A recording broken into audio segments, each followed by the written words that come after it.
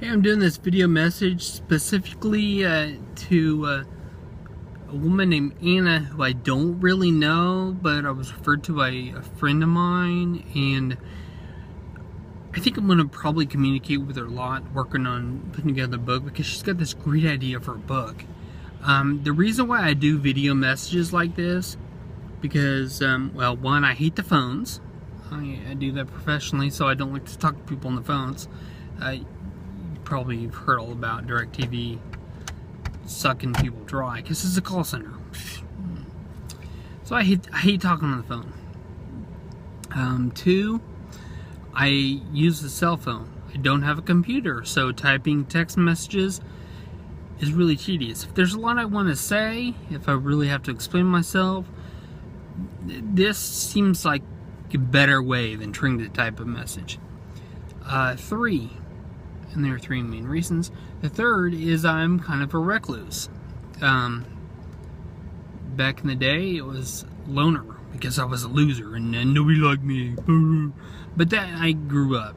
I know people like me. I have a lot of people who like me. I'm a very personable type guy.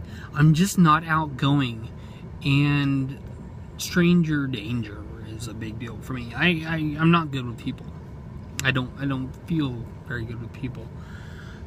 So I consider myself kind of a recluse.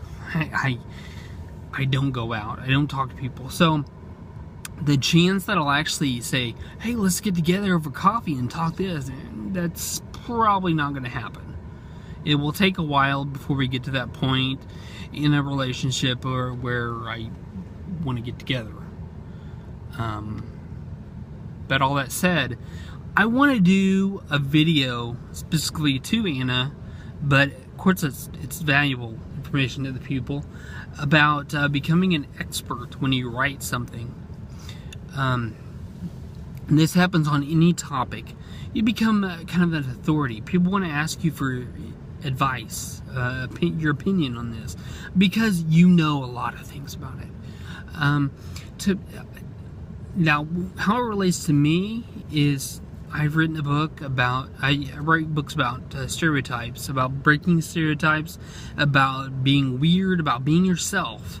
That's what my memoir type, my autobiographical books is about, myself. I'm weird. I started out really weird, losery, and I grew up, and now I'm recluse. I talk about that kind of stuff and growing through stereotypes. And so there have been times people say, well, what do you think about this? Because of that. But more so, I wrote a book, parking. It's kind of like Parking for Dummies, but I didn't use that because we're not stupid, we're smart. I call it Every Church Needs a Parker. Because I've been a part of the parking team at church for years, just volunteering, directing traffic.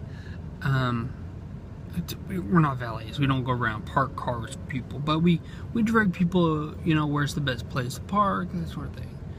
So I've directed traffic for a while. I'm kind of an authority. People, they send the new guy to me and they say, there's Phil, he's been here every week, ask him what to do. And yeah, they asked me for advice. So I wrote a book called Every Church Needs a Parker. And now, even more so, people ask me for advice because I'm an expert. It makes you an expert when you write a book on a subject. Now, the topic that Anna's working on is with regards to financing your college education for lower income, for people, because I know it's a struggle. I when I went to college, it was a struggle, but that was 15 years ago that I graduated. Did I graduate 15 years ago? Oh my goodness. No, I graduated 14 years ago, but I was in college 15 years ago. Seems like a long time. And my college loans, I got like $50,000 is what I owe or something. It's just some big amount that I can't ever pay off. But she's got this book about financing her college education, because tips and tricks for how to finance your education without going into crazy, awful debt. And this is a very realistic, a very timely topic.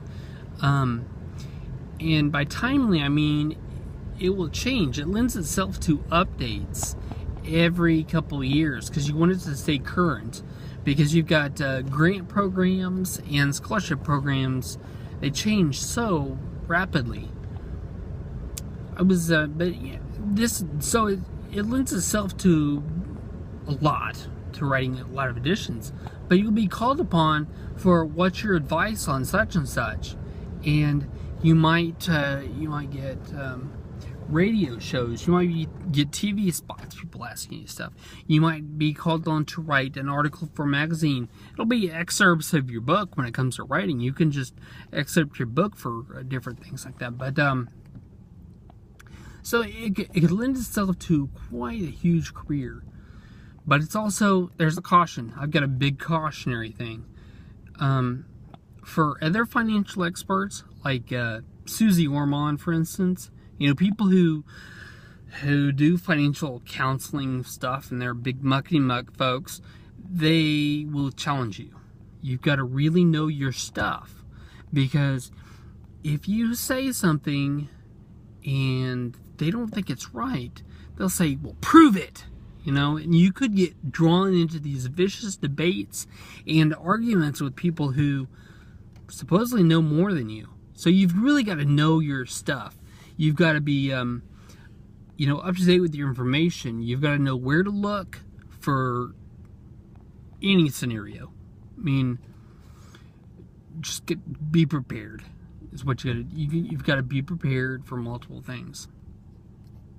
And that's all I have to say about that. I'm going to post this to YouTube. That's how I do it. This one I'm going to post public because this is information for a lot of people.